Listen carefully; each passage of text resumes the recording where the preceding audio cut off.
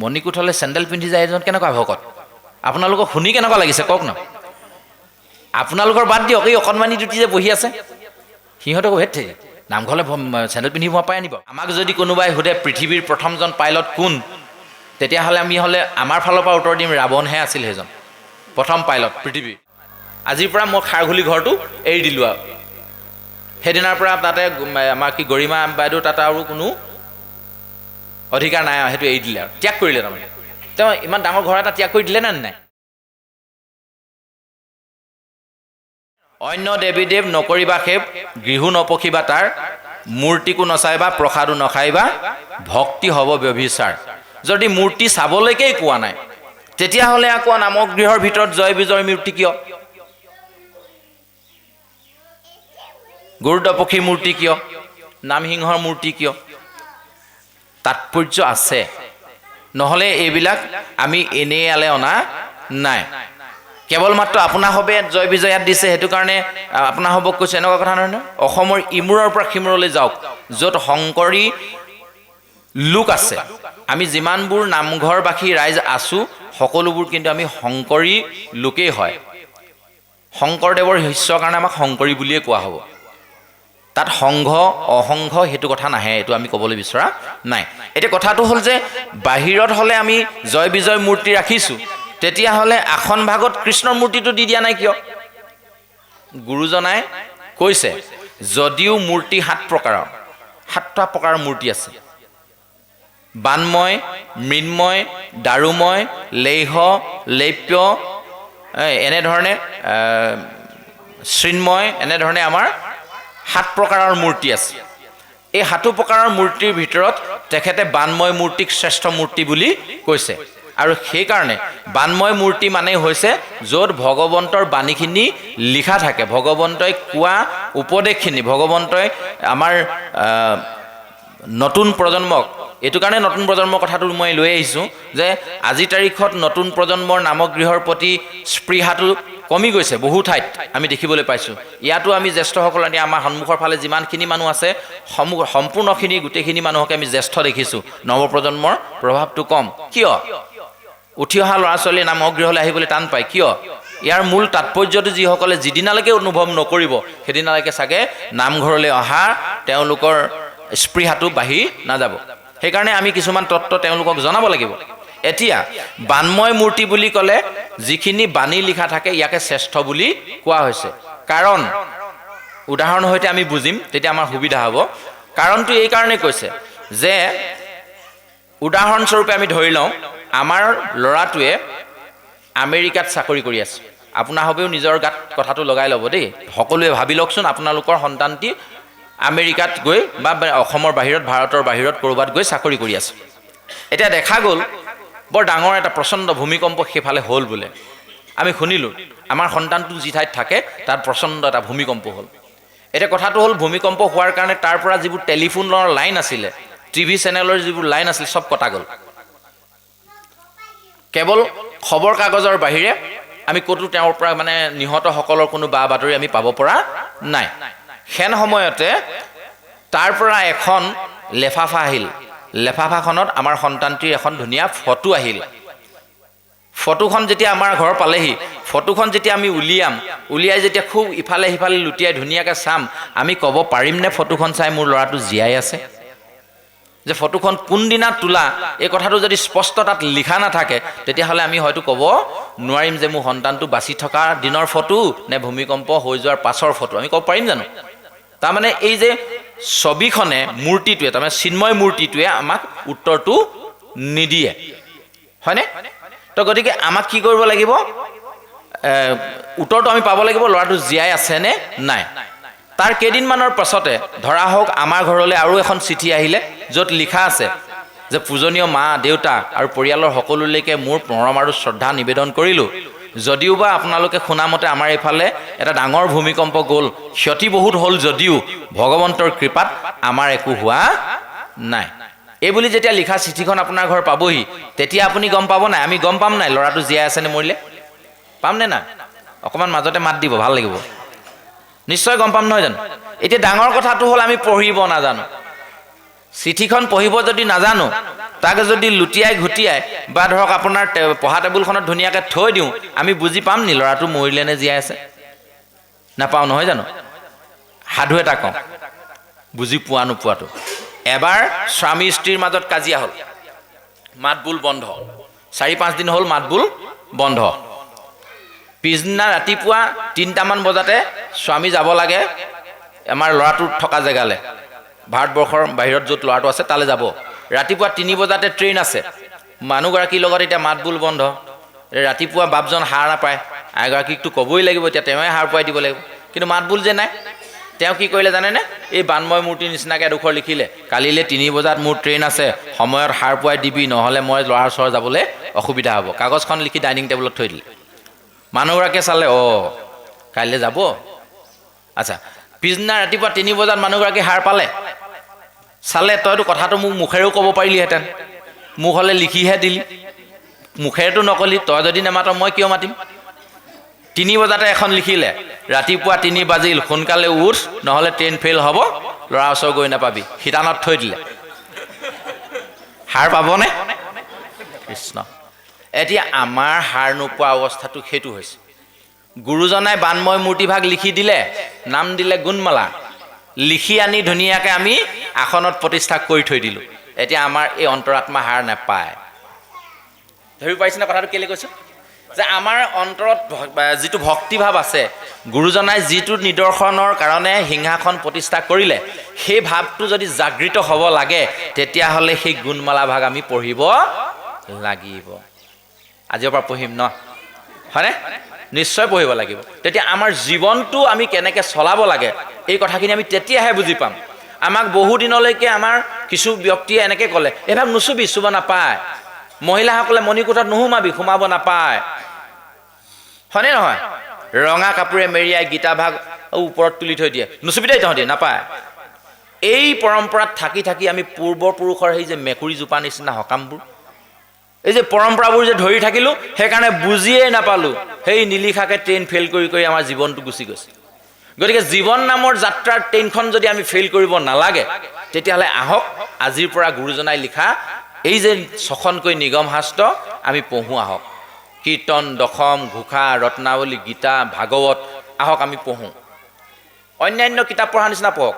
পাৰোঁতে চৰকাৰে আজিকালি পাঠ্যপুথিত অন্তৰ্গত কৰি দিছে। বিষাদ যুগ পঢ়িব লাগিব, নপঢ়িলে পৰীক্ষাত নম্বৰ নাপাব। এতিয়া বিষাদ যুগ যিদিনা পঢ়িব, সেইদিনা আইগৰাকী অসুবিধা হ'ল, এতিয়া পঢ়িব নে নপঢ়িব? কাইলৈ পৰীক্ষা আছে, এতিয়া পঢ়িব লাগিব, কাৰণ কেলৈ? পাঠ্যপুথি অন্তৰ্গত। গতিকে যেনেকৈ অসুবিধাত থাকিলেও ভগৱন্তৰ নাম লিখি থৈ দিয়া সেই কিতাপখন পঢ়িব পাৰিলে, ঠিক তেনেধৰণে আপুনিও এনেধৰণে ভকত নমতাকৈও ভগৱন্তৰ গুণ নাম কীৰ্তনৰ এই কিতাপকেইখন পঢ়িব পাৰিব। নোৱাৰিব বুলি কথা নাই, কিন্তু অশ্ৰদ্ধা অভক্তিৰে কেতিয়াও নপঢ়িব, কিয়নো আমি ঈশ্বৰ পুৰুষৰ কথা পঢ়িম। সেইবুলি আপুনি ঘৰত সদায়ে গা পা ধুই ধূপ ধূনা জ্বলাই ভকত এজন মাতি এনেধৰণে কৰিব লাগিব বুলি কোনো কথা নাই। হয়, আমি পবিত্ৰ হৈ ল'বই লাগিব। পবিত্ৰ হৃদয় যাৰ ভগৱান সহায় তাৰ বুলি কথা আছে। ভগৱন্তৰ গুণনাম কীৰ্তন কৰিবৰ কাৰণে আমি গা পা ধুই এটা শৃংখল অৱস্থাত গৈ আমি যদি টেবুলত লৈ কিতাপখনো পঢ়োঁ, তাত আমি ভাবা মতে অপৰাধ হ'ব নালাগে।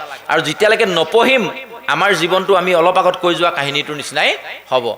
কাৰণ কেলৈ? তাত বানময় মূৰ্তিভাগ লিখিতভাৱে আছে, সজাই থৈ দিছে। সেই যে শিতানত থৈ দিলে 3টা বাজিলে উঠিলে উঠ, নহ'লে ট্ৰেইন ফেইল কৰিবি, তেনেধৰণে লিখা আছে যদিও নাজানো। গুণমালাখনত বা কীৰ্তনখনত, দশমখনত, ঘোষা, ৰত্নাৱলীত জীৱনটো কেনেকৈ পৰিচৰ্যা কৰিব লাগে তাৰ বিষয়ে কেনেকৈ লিখা আছে, আমি যদি পঢ়ি নাচাওঁ কেনেকৈ বুজি পাম? 1 নম্বৰ কথা আমি এইটোকে ক'ব বিচাৰিছোঁ যে সিংহাসনত কেৱল মাত্ৰ সেই ভাগকে প্ৰতিষ্ঠা কৰা হৈছে। এতিয়া মূৰ্তি পূজা বাৰণ কৰা গুৰুজনে তাতে আকৌ 3 ভাগ মূৰ্তি দি দিলে নহয়। তলতে দিলে কাছ, ওপৰত দিলে হাতী, তাৰ ওপৰত সিংহ। কিয়? আকৌ প্ৰশ্ন হৈ গ'ল, মূৰ্তিকো নচাইবা, প্ৰসাদো নাখাইবা, ভক্তি হ'ব ব্যভিচাৰ। মূৰ্তি নাচাবলৈ কৈ আকৌ আসনখনত তেওঁ নিজে মূৰ্তি দি দিলে। এই 3 ভাগ মূৰ্তি আমি নিজে বনাই দিয়া নহয়, আকৌ গুৰুজনাই তেতিয়াই দি থৈ যোৱা। কিয় দিলে জানেনে? গুৰুজনাই এষাৰ খুব সুন্দৰকৈ লিখিছে, এৰাম পুণ্য অৰণ্যৰ মাজে মাধৱৰ নাম সিংহ,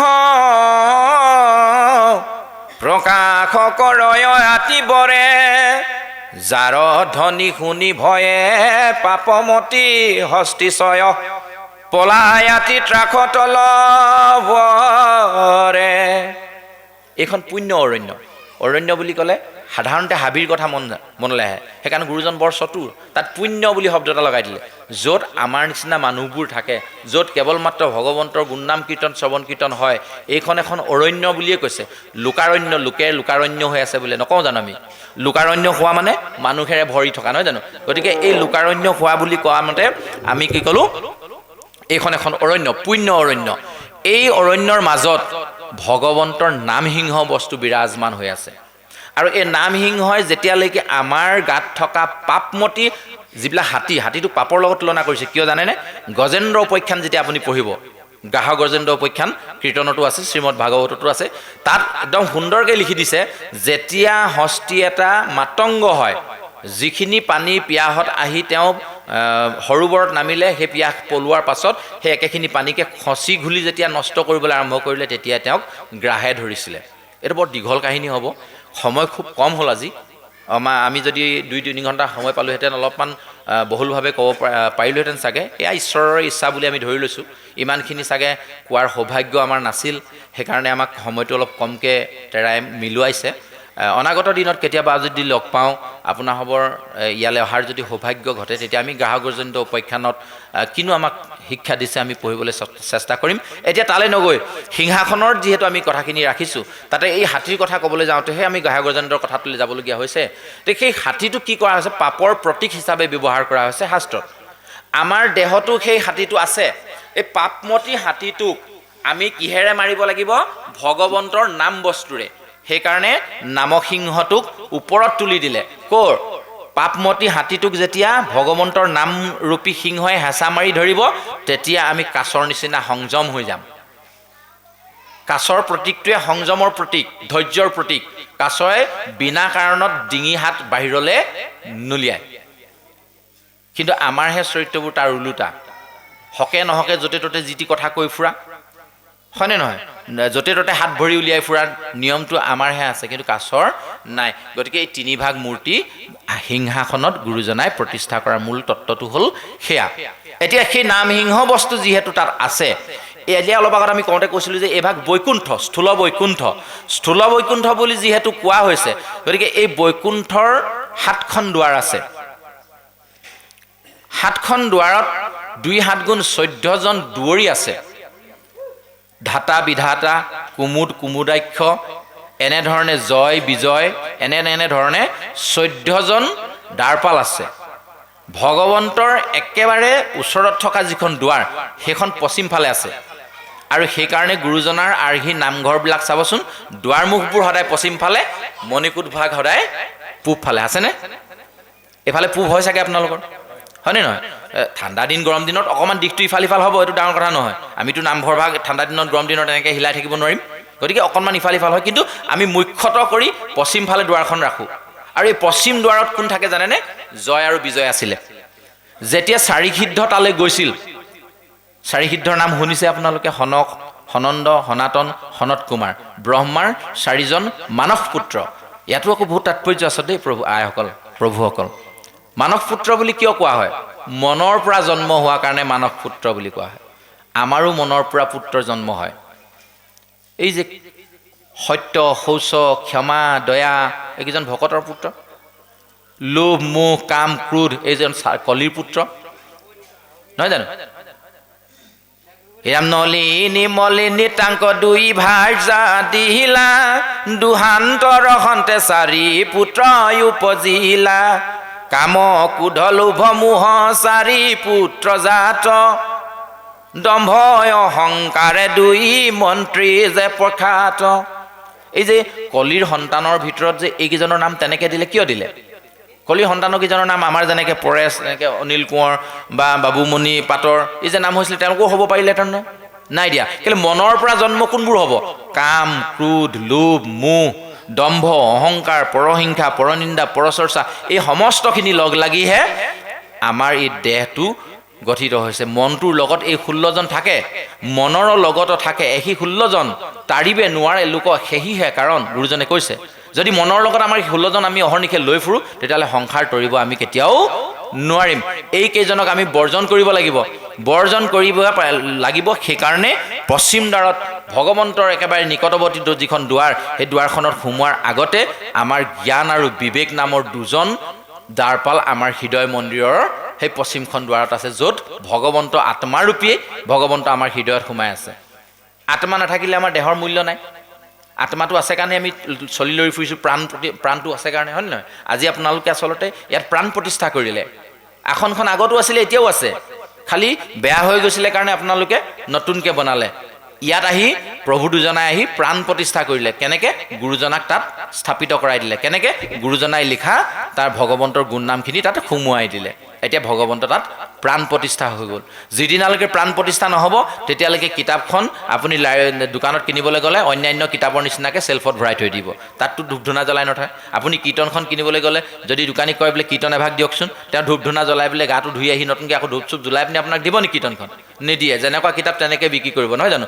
কিন্তু যেতিয়া আমি ভকতৰ আগত প্ৰতিষ্ঠা কৰিলোঁ সেইদিনাৰ পৰা কিন্তু ইয়াত ভগৱন্তৰ গুণনাম প্ৰতিষ্ঠিত হ'ল গতিকে আজি আপোনাৰ হবে ভগৱন্তৰ প্ৰাণ প্ৰতিষ্ঠা কৰিলে আৰু সেই ভগৱন্তৰ ওচৰলৈ যোৱাৰ আগমুহূৰ্তত জ্ঞান আৰু বিবেকে যেতিয়া সমস্ত পাৰ্মিশ্যন নিদিব তেতিয়াহ'লে আপুনি নামঘৰ মণিকোঠত সোমাব নোৱাৰিব সেই হেতুকে চাগে পূৰ্বজসকলে কৈছিলে তহঁতি মণিকোঠত নোসোমাবি নাপায় কেলৈ আমি সংযম হ'ব নোৱাৰোঁ যে সংযম হ'বলৈ সেইকাৰণে বাট চৰাতে দুভাগ সিংহ ৰাখিলে কি নাম সিংহ অলপ আগত যে ক'লোঁ নাম সিংহৰ ওচৰত প্ৰথম সেৱাভাগ ধৰি আমি যিহেতু বৈষয়িক মানুহ আমাৰ ল'ৰা ছোৱালী ঘৰ দুৱাৰ ধন সম্পত্তি এইবোৰ আছেই থাকিবই লাগিব নহয় জানো কাৰণ ব্ৰহ্মা আদি কৰি জীৱজত মায়া সজ্জা মাজে আছে ঘুমতি যায় ব্ৰহ্মায়ো মায়াৰ পৰা পৰিত্ৰাণ পাব পৰা নাই তেনেস্থলত আমি কোন আমি মায়াত থাকিবই লাগিব মায়াত নাথাকিলে সংসাৰ নচলে কিন্তু এই মায়াত থাকিলেও যেতিয়া নামগৃহলৈ সোমাম তেতিয়া কিন্তু আমি প্ৰথমে মায়াখিনি মায়া বস্ত্ৰখিনি আমি নামসিংহতে খুলি থৈ আহিব লাগিব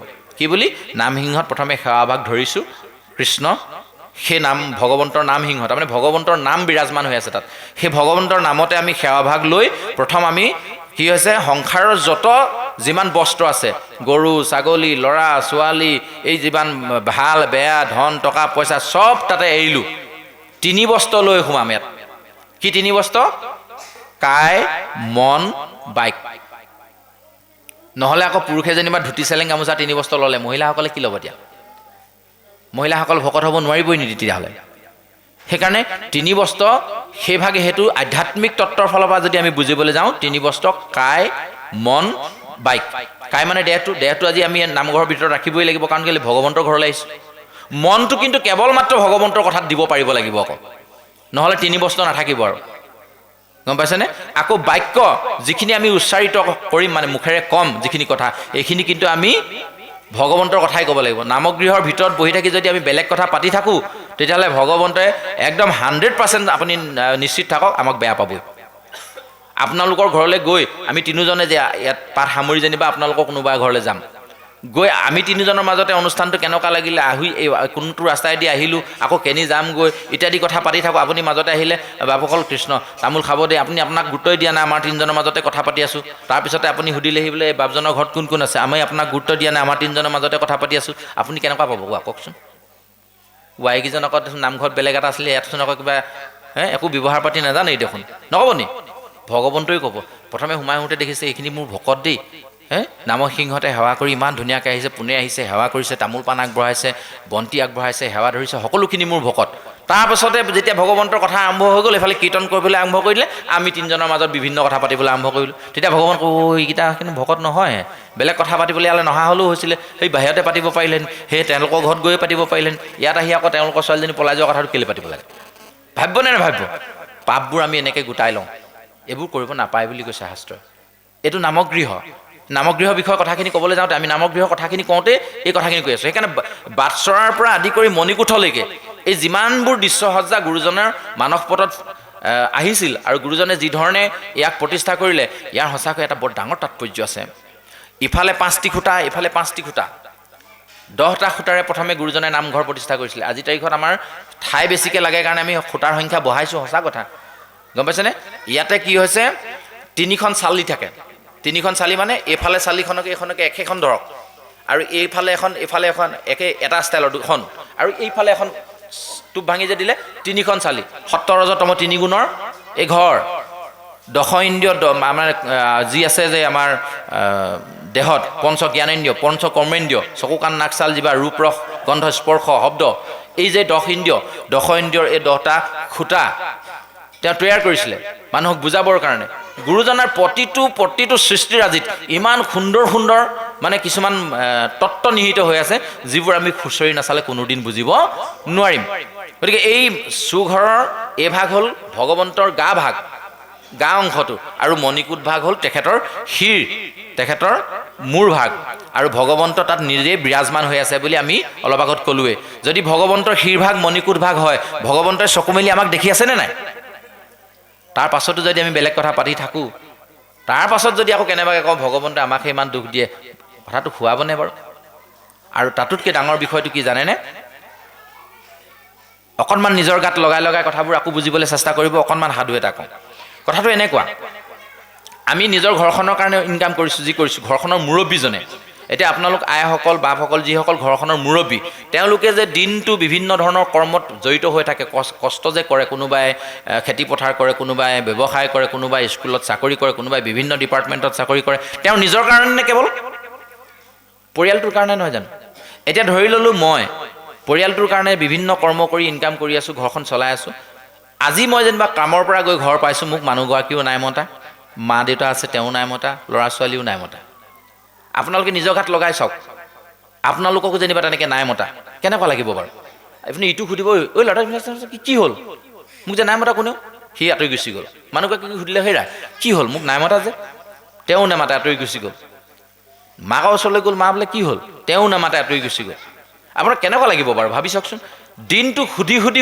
সিহঁতৰ পৰা মাত এষাৰ উলিয়াব নোৱাৰিলোঁ ৰাতি ভাতকেইটা খাবি নেখালোঁ নাই বাঢ়ি দিলে নিজৰখিনি বাকীখিনিয়ে নিজৰ মাজত কথা বতৰা পাতি খাই উঠি গুচি গ'ল খাবলৈ পাৰিবনে বাৰু মইতো চাগে বাহিৰত আহি চিঞৰি কান্দিম হে প্ৰভু কি হ'ল মোৰ আজি কি দুখ লগালোঁ মই যেনে তেনে চিঞৰ বাখৰ কৰি কান্দি কাটি যেনিবা মোৰ টোপনি গ'ল ৰাতিটো যেনে তেনে পাৰ কৰিলোঁ পিছদিনা শুই উঠি কালি কি হৈছিলে নহয় মোক যে কোনেও নামাতিলি সেইদিনাও যেনিবা নামাতে কোনেও কেনেকুৱা লাগিব ভাবকচোন ঘৰখনৰ মুৰব্বী হিচাপে যিজন ব্যক্তি আপোনালোকৰ নিজৰ গাত এবাৰ লগাই চাওকচোন বাৰু যদি কোনো নামাতে এদিন দুদিন 3 দিন এসপ্তাহলৈকে যেনিবা কোনেও আপোনালোকক নামাতিলে পাৰিবনে থাকিব সেইখন ঘৰত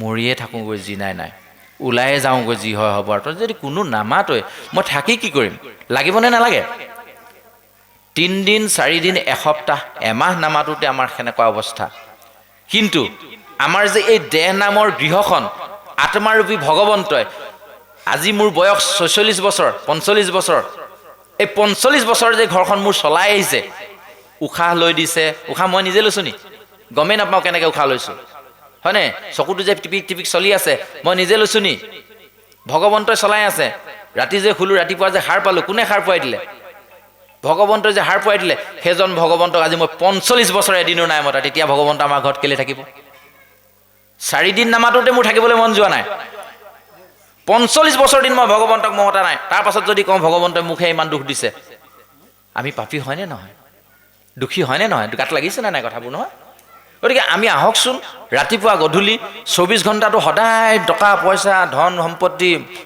ঘৰ দুৱাৰ ল'ৰা ছোৱালী এইবোৰ লগতে লাগি আছোঁ আহকচোন পুৱা গধূলি এবাৰ ভগৱন্তক মাতো যিজন ভগৱন্তই আমাক সাৰ পুৱাই দিলে ভগৱন্তৰ ওচৰত গধূলি যেতিয়া আমি টোপনি যাওঁ কেইটামান বস্তু ভগৱন্তৰ ওচৰত বন্ধকত থওঁ জানে নাই এই যে যেতিয়া জেললৈ গুচি যায় কয়দীবিলাকৰ নম্বৰ দিয়ে যে দিছে 317 407 420 এনেকৈ যে বগা কাপোৰবোৰ যে পিন্ধাই তাত যে নম্বৰবোৰ লিখি দিয়ে কিয় লিখে জানে সিহঁতে জেলত সোমাবৰ সময়ত সিহঁতৰ হাতত যিবিলাক বস্তু আছিলে সেই বস্তুবোৰ লৈ লয় জেলৰে মোবাইল এটা আছিলে মোবাইল এটা কি মোবাইল তাত নামটো লিখি দিব মনি বেগ এটা আছিলে মনি বেগটোত কিমান টকা আছিলে 3000 টকা আছিলে সব লিখি জাৰ্চি নম্বৰটো যিমান 400 বোলে 17 তেওঁ বাকচ এটা বনাব 417 সেই বাকচটোত গোটেইখিনি ভৰাই থৈ দিব আৰু যিদিনা সেই জেলৰ পৰা মানুহজন মুকলি হ'ব মানে শাস্তি শেষ হ'ব মুকলি হ'ব সেইদিনা কয়দীজন ওলালে 400 বোলে 17 যিজন জেলৰে থৈছিলে সেইজন নাথাকিব পাৰে ৰিটায়াৰ হৈ যাব পাৰে ট্ৰেন্সফাৰ হৈ যাব পাৰে ডাঙৰ কথা নহয়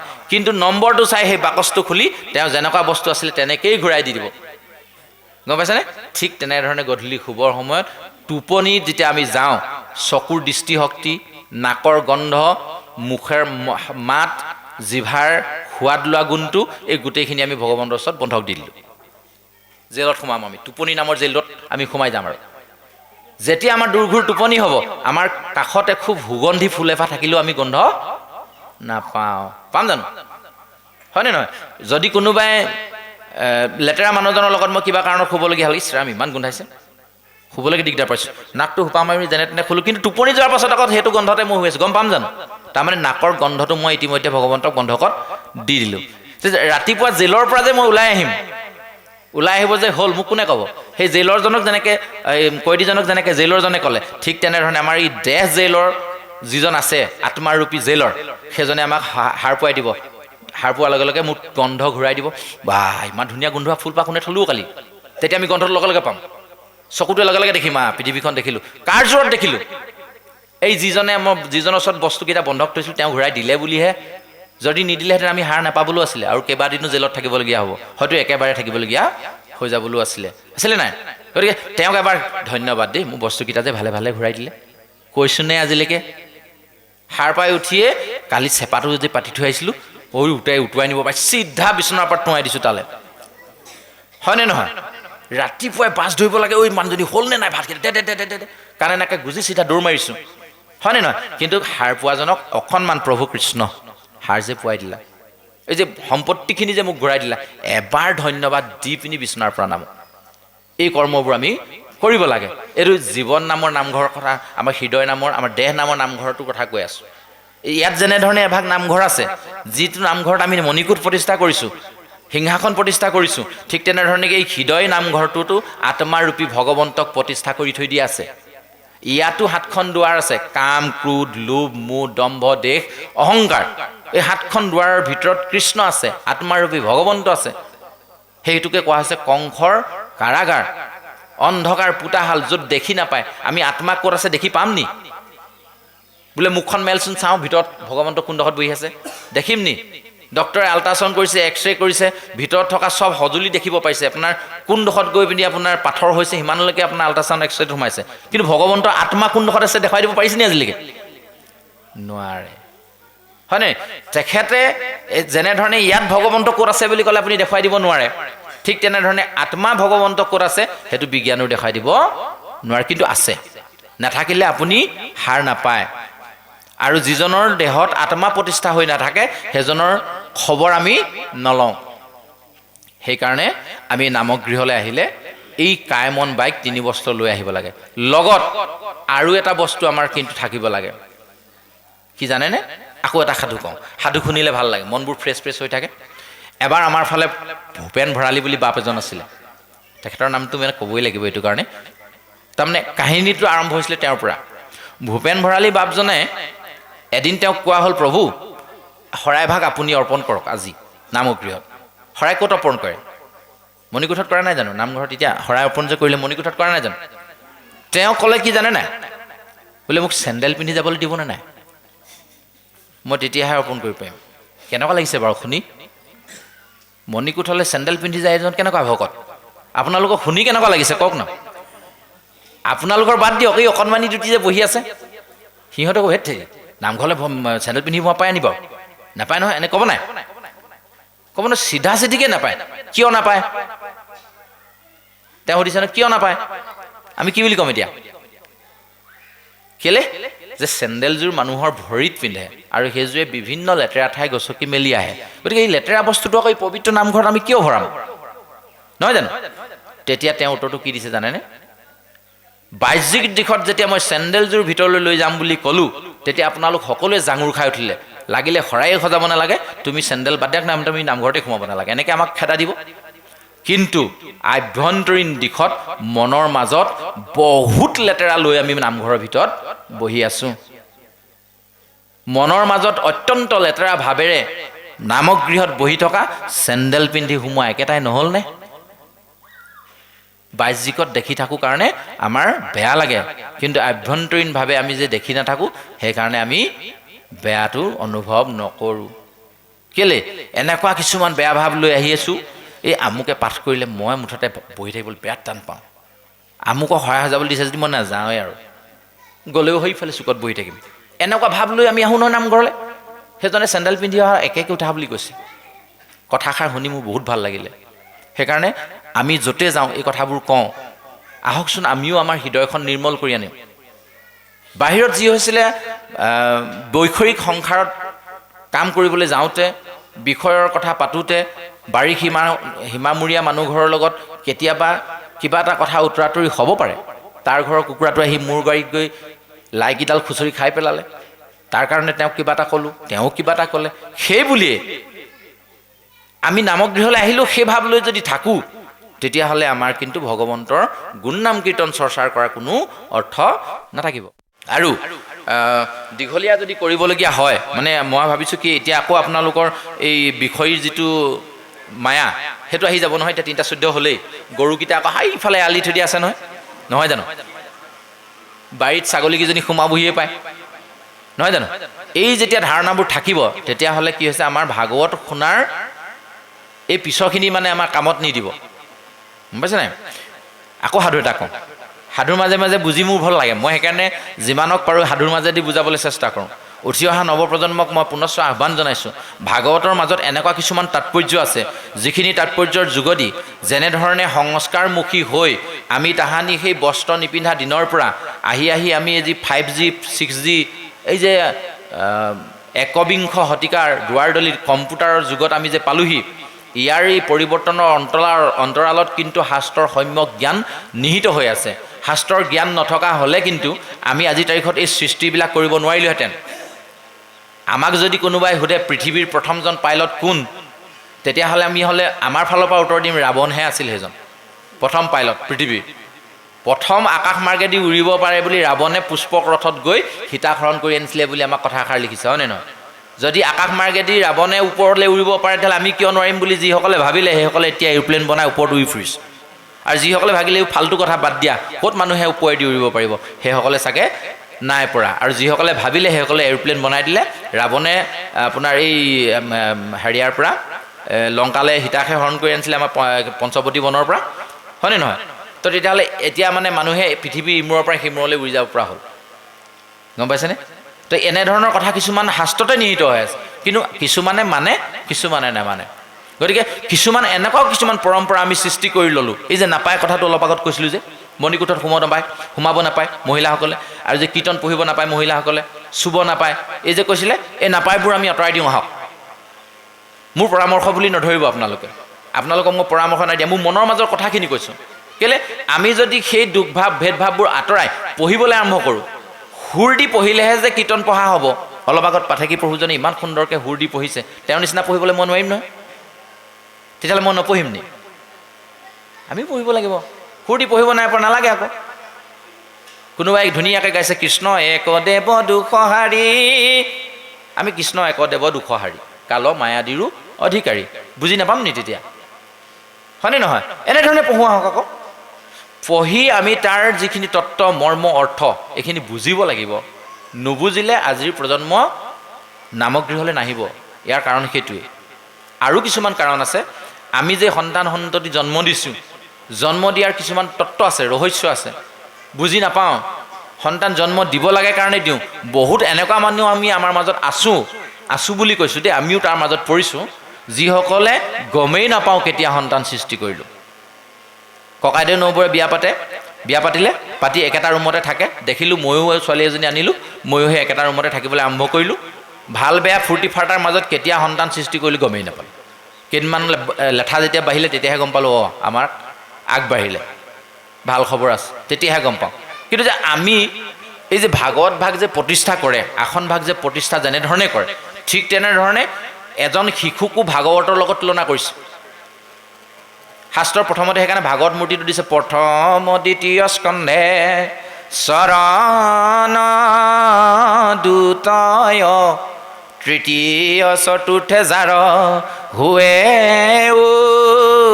উৰুদয়, এনেকৈ আৰম্ভ কৰি, হয়নে নহয়, দ্বাদশে ভৈলা মুণ্ডলৈকে গোটেই কথাখিনি লিখিছে। ভৰিৰ পৰা মূৰলৈকে যদি ভাগৱত ভাগ হয়, তেন্তে আমাৰ আইসকলে যি ভাগ গৰ্ভত প্ৰতিষ্ঠা কৰে সেই ভাগ ভাগৱতেই হয়। ভাগৱত প্ৰতিষ্ঠা যেতিয়া কৰে, আপোনালোকৰ চাগে কৰে, আপোনালোকেও কৰে, যেতিয়া অস্থায়ীভাৱে আপোনালোকৰ ঘৰত পাঠ কৰিবলৈ হয়, সকাম নিকাম কিবা পাতে, ভাগৱত প্ৰতিষ্ঠা কৰে নে নকৰে? আসন প্ৰতিষ্ঠা কৰে। আপোনালোকে মাটিৰ ওপৰতে আসন প্ৰতিষ্ঠা কৰে, আকৌ যে মাটি অকণমান বিচাৰে কিয়? কি আছে তাত? বিচাৰে নে নিবিচাৰে? আমাৰ ফালে বিচাৰে। মাটিকণ 4 আঙুল তলৰ পৰা হ'লে ভাল, কিয় কয়? এইভাগ ভেটি বুলি কোৱা হয়, নামঘৰৰ আসনৰ ভেটি বুলি কোৱা হয়। আৰু ঠিক তেনেধৰণে আমাৰ আইসকলৰ নাভিৰ পৰা 4 আঙুল তলতে সন্তানৰ সৃষ্টি হয়। আৰু যেতিয়া ডক্টৰে চিজাৰিং কৰে চাবচোন, নাড়ীটোৰ পৰা 4 আঙুল তলতে চিজাৰিংটো কৰে, অপাৰেশ্যনটো কৰে, ওপৰত নেফালে নহয়। বাকী যেনেকৈ গ'ল্ড ব্লাডাৰ হ'লে এইফালে ফালে, এইফালে ফালে অপাৰেশ্যন কৰে, এপেণ্ডিক্স হ'লে এইফালে ফালে, সন্তান জন্ম দিবলৈ হ'লে তেনেকৈ নাফালে, নাভিৰ পৰা 4 আঙুল তলতে ফালি পিনি সন্তান ভাগ বাহিৰলৈ উলিয়াই, নহয় নহয়। এই 4 আঙুল তলৰ মাটি তত্ত্ব আছে, সেই 4 আঙুলৰ ওপৰত ভগৱন্ত থাকে, 4 আঙুলৰ তলতে। গতিকে এই 4 আঙুল তলৰ পৰা মাটিকণ আনি আমি ভেটি হিচাপে প্ৰতিষ্ঠা কৰোঁ।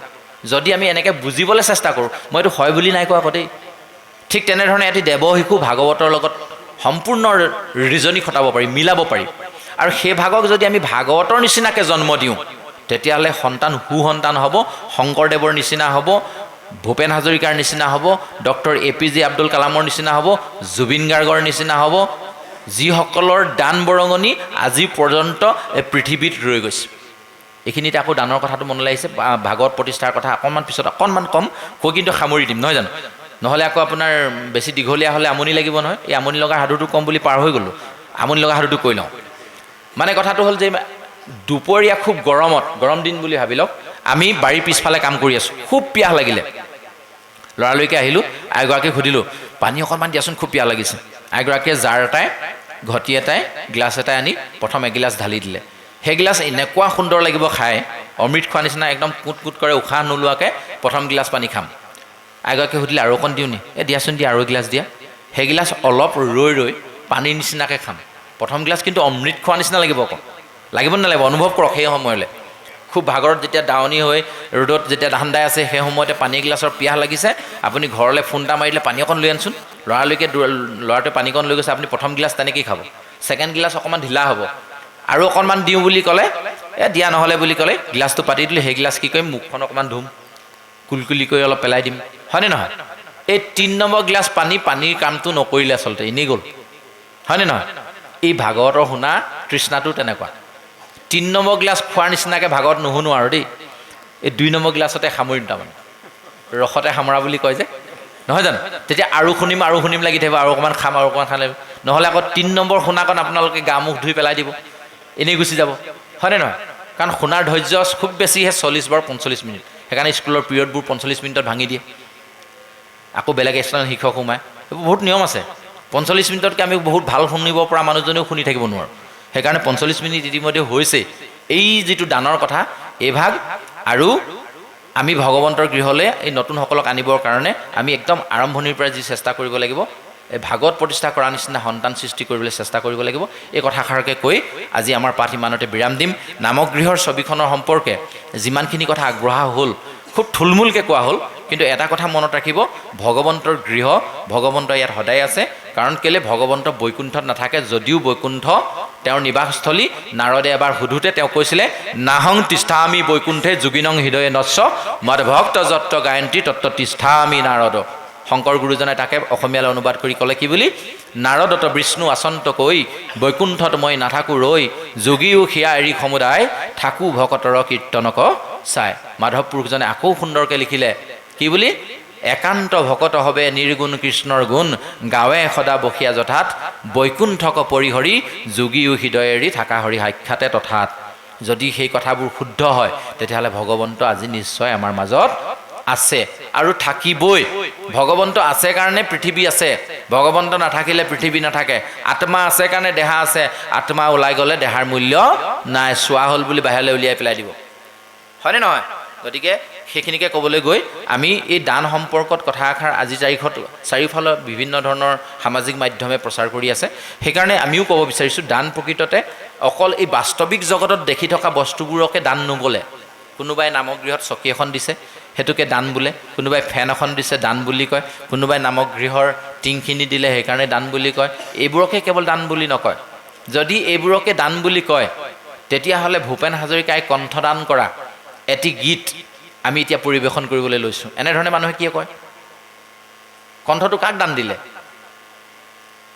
সমগ্ৰ পৃথিৱীৰ সমগ্ৰ মনুষ্য জাতিৰ কাৰণে এটা কণ্ঠ দান দিলে। তাৰ কণ্ঠও দান দিব পাৰে, হয়নে নহয়? যদি ভাল কণ্ঠ দান দিয়ে তেতিয়াহ'লে আমি অমৰ হ'ম। শংকৰ গুৰুজনাই যিখিনি বাণী তেখেতৰ কণ্ঠৰ যোগেদি দান কৰিলে, যিখিনি লিখিত ৰূপত আজিৰ তাৰিখত আমাৰ মাজত থাকি গ'ল, সেই কণ্ঠদান কৰা বৰগীতসমূহ আজিও জীয়াই আছেনে? শংকৰদেৱে কণ্ঠদান কৰা, মাধৱদেৱে কণ্ঠদান কৰা বা মাধৱদেৱে লিখা, লতা মংগেশকাৰে কণ্ঠদান কৰা, ভূপেন হাজৰিকাই কণ্ঠদান কৰা গীতসমূহ আজিও আমাৰ হৃদয়ৰ মাজত বাজি আছে। গতিকে জুবিন গাৰ্গে যিমানখিনি সামাজিক কৰ্মৰ কাৰণে সামাজিক মাধ্যমৰ যোগেদি যিমানবোৰ গীত দান কৰিছিলে এয়াও কিন্তু দানৰ ভিতৰতেই পৰে, নহয় জানো? নহয়, তেওঁ কি দি থৈ গ'ল সমাজখনৰ কাৰণে? তেওঁ এটা আপুৰুগীয়া কণ্ঠ আমাক দান দি থৈ গ'ল, হয়নে নহয়? জুবিনৰ যিটো কণ্ঠ সেইটো কণ্ঠৰ সমান অধিকাৰী আৰু কোনো হ'ব হয়তো চাগে আৰু কেইবা বছৰো নোৱাৰিব, নহয় জানো? যিটো আমাৰ সামাজিক মাধ্যমত সচৰাচৰ প্ৰচলিত হৈ আছে। গতিকে দান বুলি কেৱল সেইটোকে কোৱা নাযায়, কিন্তু আমি আকৌ সেইটোতে ফুটনি মাৰি ভাল পাওঁ। আপোনালোকৰ এফালে আছেনে নাই নাজানো, আমাৰ ফালে যদি কেনেবাকৈ নামঘৰত চিলিং ফেন এখন দান দিবলৈ আমি কাৰোবাৰ ওচৰত বিচাৰি যাওঁ, তেওঁ চিলিং ফেন দান দিবলৈ বেয়া পায়। বেলেগ কিবা দিব লাগে যদি দিওঁ, কেলে? চিলিং ফেনখনত দান যদি দিয়ে, দাতা নামটো যদি ফেনখনত লিখি থৈ দিয়ে, সেইখন ঘূৰি থাকিলে কোনে দেখিব? কৃষ্ণ, বুজিছে? আমাৰ ফালে তেনেকুৱা হয়। দান সেইটোক নকয় আচলতে। দান বোলা বস্তুটো সেই যে জুবিন গাৰ্গে যে কণ্ঠদান কৰিলে তাৰ বিনিময়ত তেওঁ একো বিচৰা নাই, হয়নে নহয়? ভূপেন হাজৰিকাই যে কণ্ঠদান দিছে তাৰ বিনিময়ত তেওঁ একো বিচৰা নাই।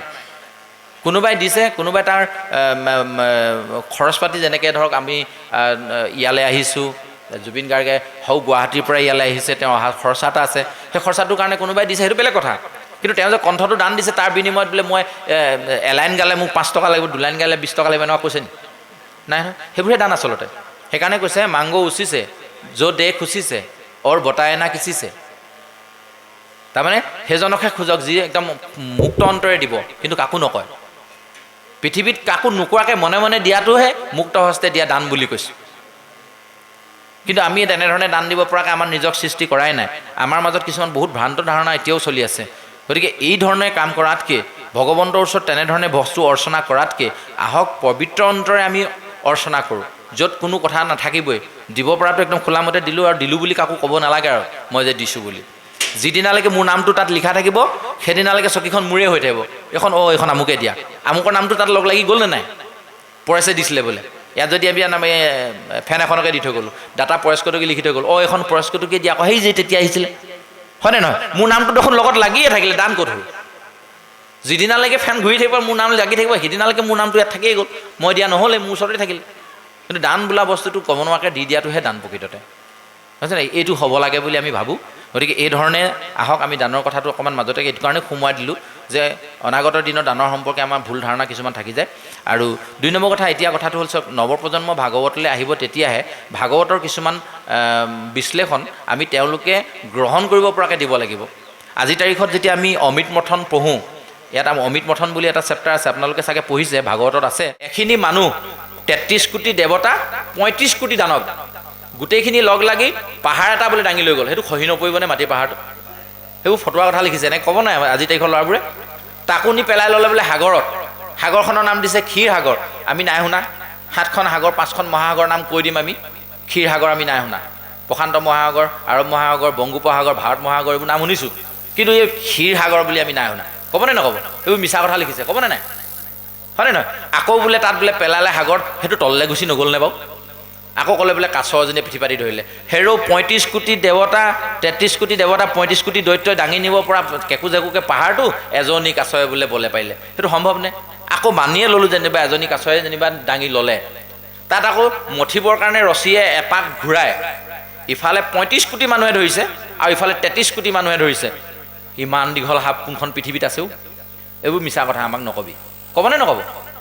কিন্তু প্ৰকৃততে তত্ত্বটো কি বুজাইছে? যে এইখন কাল কাল মানে সময়ো বুজায় নহয়, অতীত কাল, বৰ্তমান কাল, ভৱিষ্যৎ কাল, সময় হয়নে নহয়? যে এই কাল নামৰ সৰ্পটো, সময় নামৰ শব্দটা মানে আমাৰ মন নামৰ মন্দৰগিৰি, মনটোৰ নিচিনা গধুৰ বস্তু একো নাই নহয়, আৰু ই পাতল বস্তু একো নাই, ইয়াক দাঙি লৈ ফুৰিছে কোনে? এফালে আমাৰ দৈবিক গুণ, এফালে আমাৰ আসুৰিক গুণ। 33 কোটি দেৱতা, 35 কোটি দৈত্য আমাৰ দেহতে আছে। ভাবিবলৈ বেয়া লাগি যাব নি, ইমানবোৰ আমাৰ দেহত থাকিলে আমি কেনেকৈ বলে পাৰিছোঁ? আচলতে দৈৱক মানে আচলতে এইখিনি গুণক বুজায়। দৈবিক গুণ আৰু আসুৰিক গুণ আমাৰ প্ৰত্যেকৰ মাজত আছে। উদাহৰণ এটা দি দিওঁ। আমাৰ আইগৰাকীয়ে ৰাতিপুৱা চোতাল শাৰী শাৰী পদূলিমুখ পালেগৈ, আগদিনা বতাহ বৰষুণ হৈছিলে, কপৌ চৰাই পোৱালি এটা অলপ কাঁহ পাখি গজিছে আৰু উৰণীয়া হ'ব আৰু কাইলৈ পৰহিলে, পদূলিমুখতে পৰি আছে নহয়।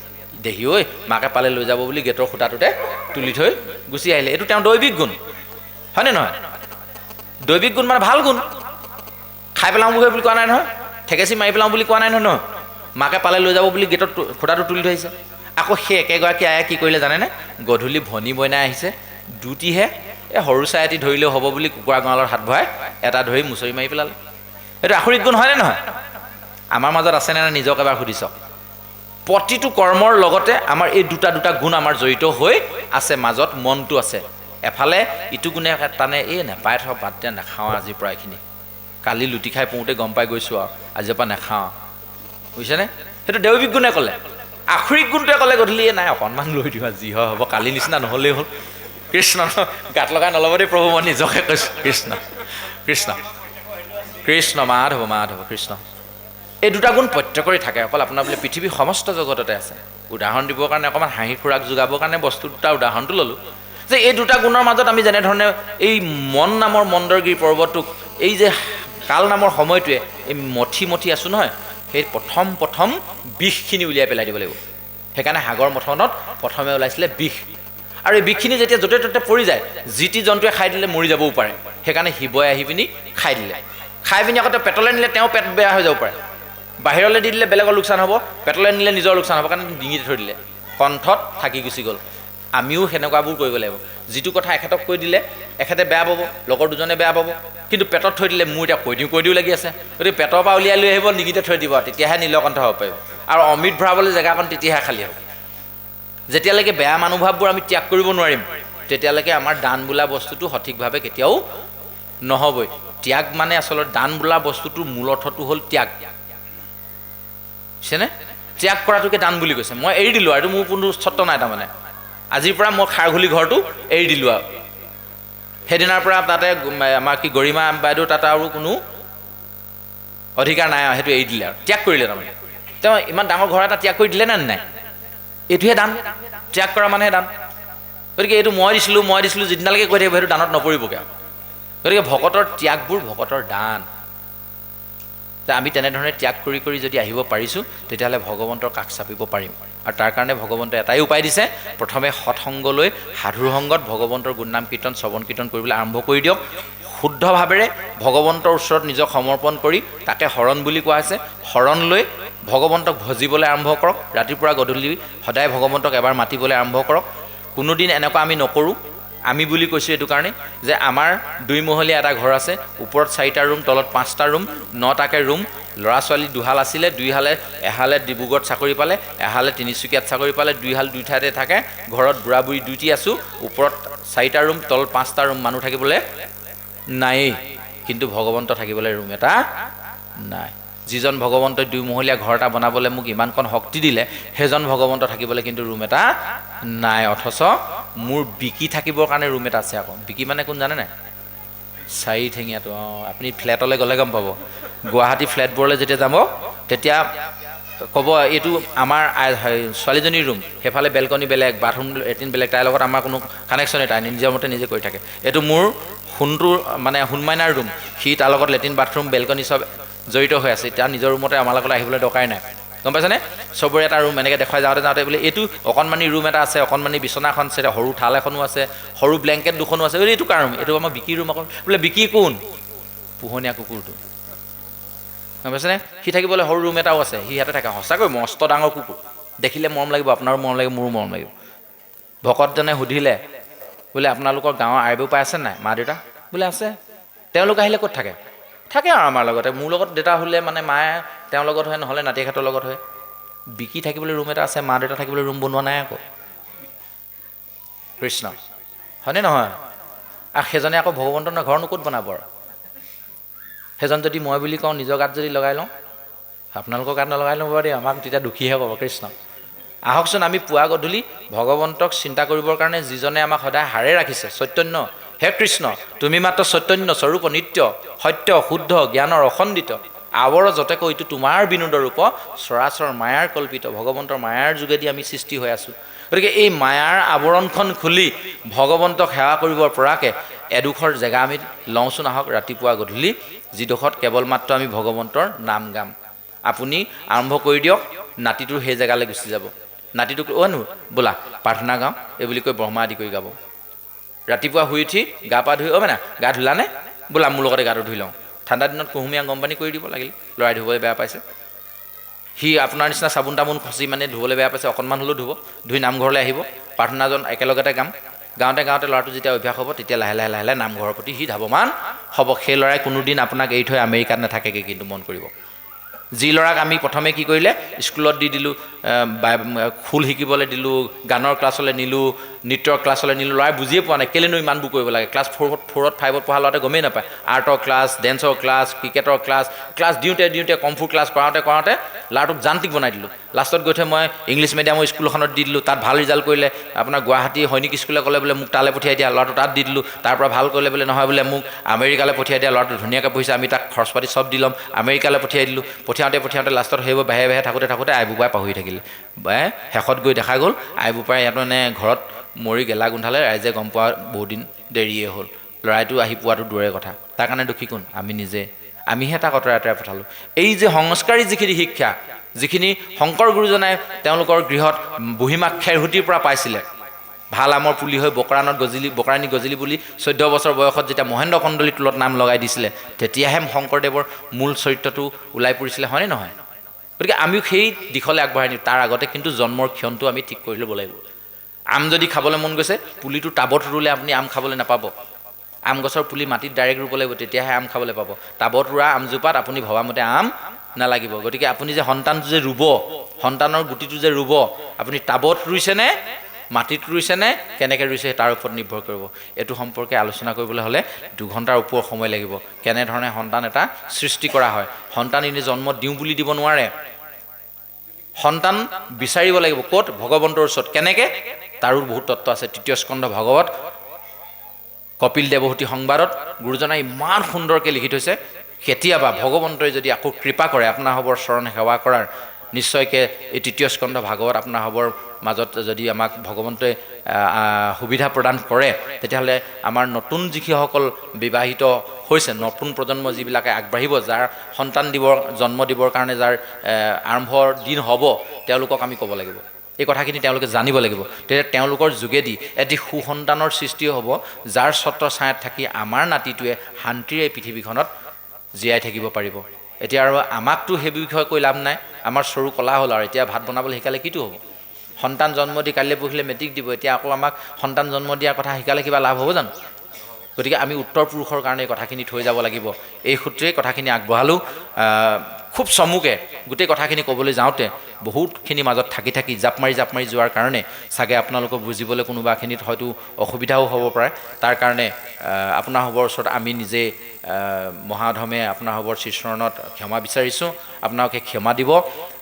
অনাগত দিনত যদি কেনেবাকৈ সময় বেছিকৈ পাওঁ, তেতিয়াহ'লে এই সম্পৰ্কত আলোচনা কৰিম বুলি আশা ৰাখি মই পৰৱৰ্তী কাৰ্যসূচীখিনি আগবঢ়াই লৈ যাবৰ কাৰণে আমি সমিতিৰ বিষয়ববীয়াসকলৰ ওচৰত আমি মাইক্ৰফোন ভাগ আগবঢ়াই আমি অজানিতে ৰৈ যোৱা সমস্ত কোটি অপৰাধ মৰিখনৰ হেতু ভগৱন্তৰ শ্ৰীচৰণত গুৰুজনাৰ ৰচিত এষাৰি অপৰাধ ভঞ্জন ঘোষাৰে সৈতে আমাৰ আজিৰ আলোচনা ইমানতে বিৰাম দিব খোজা হৈছে। কৃষ্ণ।